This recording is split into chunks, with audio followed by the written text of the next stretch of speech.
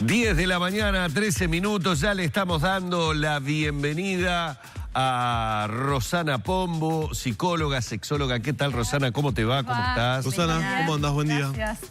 Bueno, hoy, Rosana, como lo dijimos más tempranito, en realidad Vero fue la encargada, como siempre, de decirnos los contenidos que íbamos a tener a lo largo de Arriba Gente. Nos va a tratar de meter dentro de un tema bastante complejo, en particular, obviamente, cuando tratamos de hacer un diagnóstico temprano de este problema que es la disfunción eréctil. Diagnóstico temprano que a veces está bravo realizar también por la propia condición de quien lo sufre, que comienza, digamos, primero por sentir vergüenza por la situación y retrasa o retarda la ayuda profesional. Sí.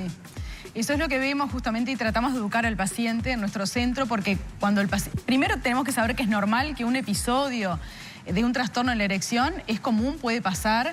El varón lo tiene que saber porque en nuestra sociedad el varón no está preparado para un evento de disfunción eréctil, un episodio que puede pasar porque, bueno, el varón se siente cansado, está con estrés laboral. Por un montón de razones puede tener un episodio. Pero eso el hombre lo vive como un fracaso, sí, sean las circunstancias que sean. Sí, lo vive como un fracaso y lo vive como que no es normal, se sorprende.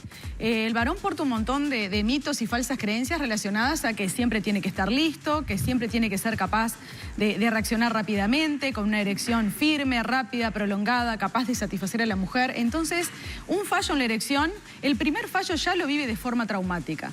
Pero en vez de consultar, o por lo menos no, porque no tendría por qué consultar con un solo fallo. ¿Cuál es el límite entre algo que puede significar un problema o un episodio aislado? Bueno, depende también de varias cosas, ¿no? Por supuesto que un episodio aislado no es para alarmarse, pero cuando ese episodio empieza a repetirse, sobre todo cuando la evolución es lenta, paulatina, los episodios son cada vez más frecuentes y el varón empieza a ver una peoría, ahí ya sería momento de consultar. También depende, porque los manuales de tratamiento lo que aconsejan es que consulte y con un tiempo de evolución aproximadamente de 6 meses, de peoría progresiva, pero sabemos que el malestar en el paciente empieza mucho antes y que ese sentimiento de malestar, esa ansiedad, esa preocupación con la cual va la relación sexual muchas veces hace que esos episodios se repitan porque tiene un alto componente psicológico y de estrés. Entonces, cuando el paciente ve que realmente ya le está afectando su calidad de vida, claro, le está afectando su desempeño sexual, la relación con su pareja y le afecta también otras áreas de su vida, laboral, de relaciones interpersonales, etcétera, ya sería momento de consultar. Quizás la causa sea psicógena, por la interpretación catastrófica de esos primeros episodios, o quizás hayan otro tipo de causas que ya sería mucho más apremiante indagar y tratar muchas veces. ¿Qué otras causas pueden ser, por ejemplo? Pero le iba a preguntar a Rosana con respecto a esto. ¿Pero hay una edad en el varón en el que se comienza a tener este problema? ¿O como uno ha escuchado ahora que ve que la famosa pastilla la toman chiquilines prácticamente, claro, chicos muy jóvenes, tal vez porque pretenden mejorar su rendimiento, creen que con eso lo van a lograr? ¿O hay una edad en la que sí o sí se comienza a tener este problema? Ahí está. No está directamente relacionado a la edad, pero sabemos que después de los 40, 45 años, cuando el varón empieza a entrar en el climaterio, también es más frecuente que empiecen a aparecer otro tipo de factores de riesgo, como por ejemplo la diabetes, la hipertensión arterial, varones que han fumado durante muchos años, el alcoholismo, también el consumo de sustancias, también el consumo de psicofármacos.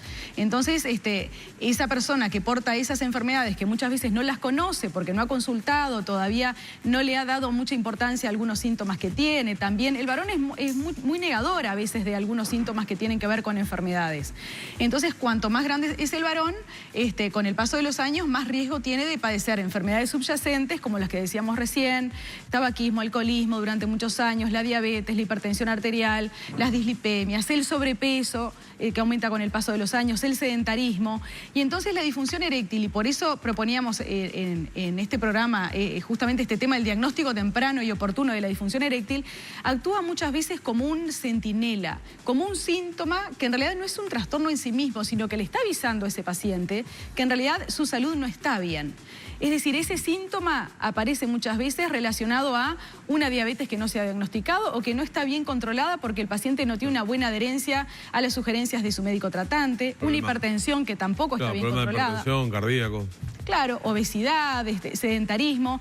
Y entonces nosotros muchas veces le decimos al paciente, porque ¿qué pasa? El paciente viene con un problema de erección, muchas veces de larga data, ya se ha automedicado porque lo que trata de hacer es funcionar inmediatamente sin tener conciencia, porque la población no lo sabe, de que en realidad eso, al tapar el síntoma, va a perder la oportunidad de estudiar cuáles son las causas que han dado origen al problema y que lo mantienen. Normalmente cuando el paciente llega, ya llega con todos los deberes mal hechos, por lo que estás diciendo. O sea, por un largo tiempo. Claro, o sea que la situación que se toma es una situación compleja, por lo tanto viene inmediatamente la pregunta. A ver, como mal, ¿es curable? ¿Se puede arreglar esa situación? Muy bien. Lo primero es psicoeducar al paciente, decirle, porque el paciente, ¿qué pasa? Viene y dice, bueno, hace 3, 4 años empecé con un problema de erección que vi que se me estaba agravando, estaba bien con mi pareja, no era un problema de que mi pareja no me atrajera, fui a la farmacia, hablé con un amigo, me dijo, mira, tómate esto, fui a la farmacia, compré esto, compré aquello, y al principio me dio resultado.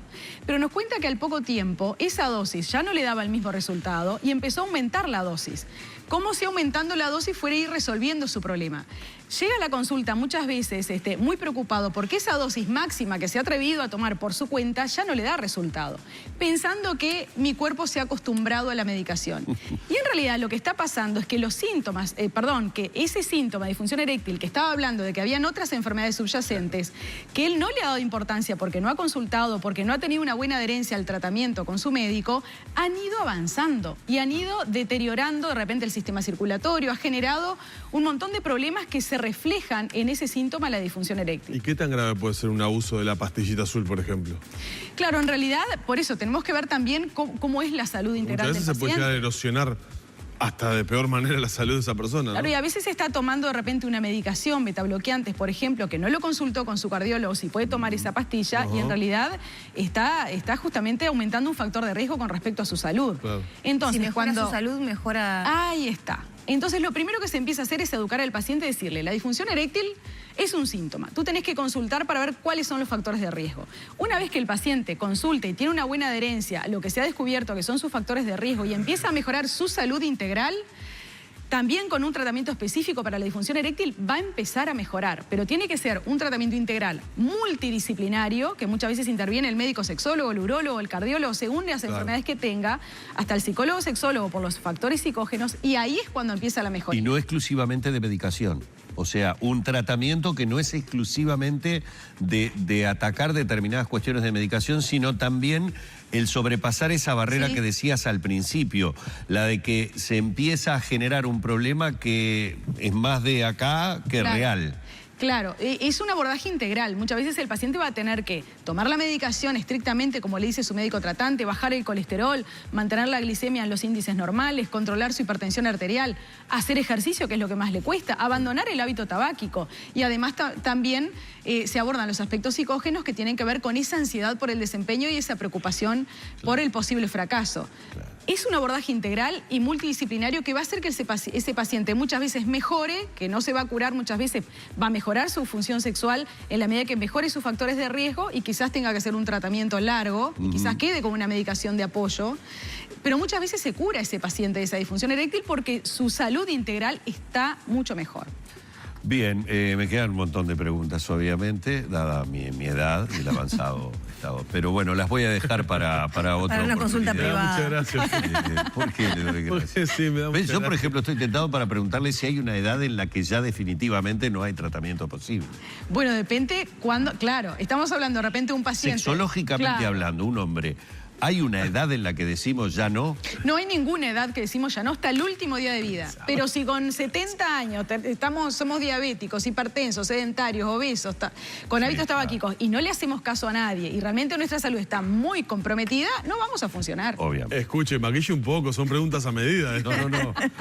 Por eso digo, lo continuamos con la consulta privada que empieza Ahí a va. partir de 10:30. 10 de la mañana, Gracias, 23 minutos. Muchas gracias, como Rosana. siempre, gracias. Vamos cerrando por aquí el encuentro con Rosana Pombo.